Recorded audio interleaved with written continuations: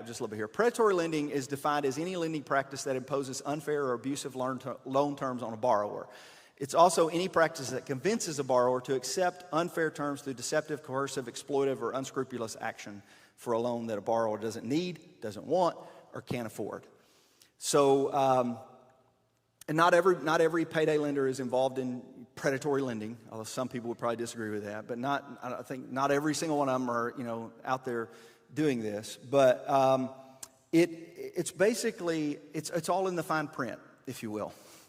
It's like it's there, it's in the fine print, but none of us read the fine print. Apple could take advantage of every single one of us right now. I mean, Apple, because all of us have agreed to terms of service with Apple, and we have no idea what we agreed to. Or any of those companies. We just click accept, and that's kind of what's happening in this industry as well. But a payday loan is just one example of this, and it's a smaller dollar loan that's payable in a shorter time period. So say you need $500, and so you go to the place and you got a paycheck, so you can write them a check for, it's going to be $75 for $500. So you write them a check for $575, they're going to give you $500.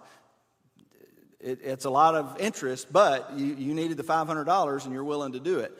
The problem is when 2 weeks comes up and the $575 is due and you still don't have $500, because now you owe $575 and you still don't have $500 because what you borrowed it for you already used.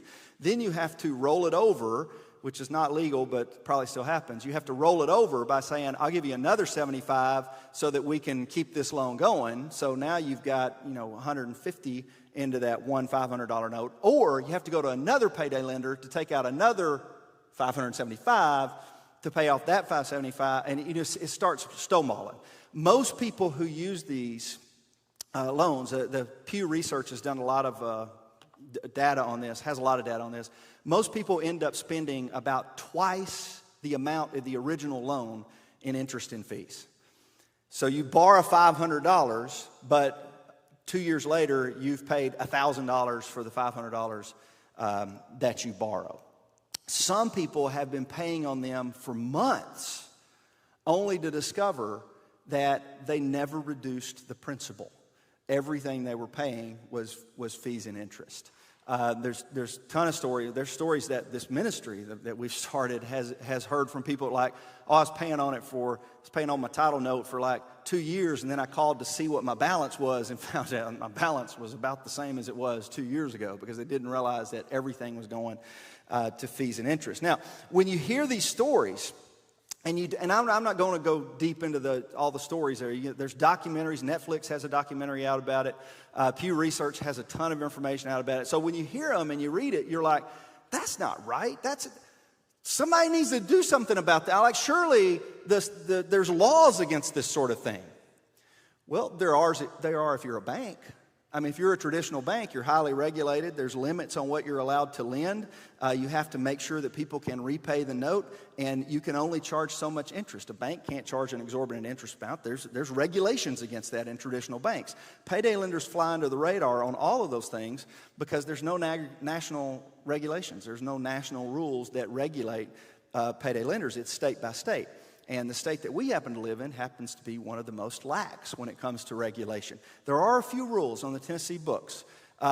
Tennessee will say no more than $500 borrowed, which nearly every person we've helped has more than $500 borrowed. Well, how is that? Well, there's not really a regulation agency that checks that. I think it's a box. I'm not 100% sure on that, but I think it's a box. But you can't borrow more than $500. No more than 2 loans. Again, there's no way to regulate it, and no rollovers are allowed. The state does have a law on the interest rate. So the state has said you can't charge too much interest. There is a limit to what you are allowed to charge. So for a payday loan, the max amount that the state will allow you to charge, the max amount is an effective APR of 459%. That's the most you can charge. We are not going to let you take advantage of people. You are not going to charge somebody $465, $459. That's okay, that's fair. That's the law. That's the legal limit that you're allowed to charge. Now, the reason that it doesn't look like that is because nobody goes in and takes out a 459% interest loan. it's paid back over 2 weeks. So if you take $100 and you pay 15% on $100, it's $115. There's another couple of fees that get in there. It's basically for every $100, there's $17.65 in fees and interest, and that's payable in 2 weeks. So you multiply that by 26, that's where your $459 comes in, because it's a short-term note.